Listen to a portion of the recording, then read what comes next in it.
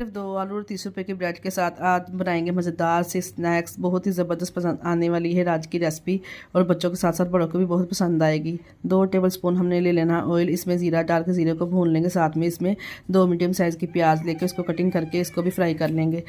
इधर हमने 2 आलू बड़ी साइज़ के बॉयल करके अच्छे से हमने मैश कर लिए। साथ में इसमें 1 टेबलस्पून के बराबर तमाम स्पाइसेस ऐड कर देंगे, रोज़मर्रा की रूटीन के जो हम इस्तेमाल किए जाते हैं।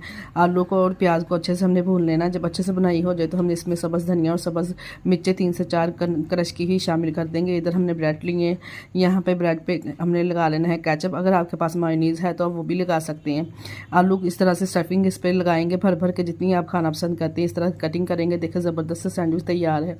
यहाँ पे 2 अदद अंडे लेंगे, इसको फ्राई करेंगे। इसमें कुटी हुई लाल मिर्च नमक डाल के थोड़ा सा ऑयल में फ्राई पैन में हम थोड़ा सा ऑयल डालेंगे, इसको शैलो फ्राई करेंगे। फ्राई हम इसको नहीं करेंगे, इस तरह से हम इसके ऊपर अंडा लगाएंगे ब्रश की मदद से। यहाँ पे हमारे अंडे भी ज़्यादा नहीं लगेंगे।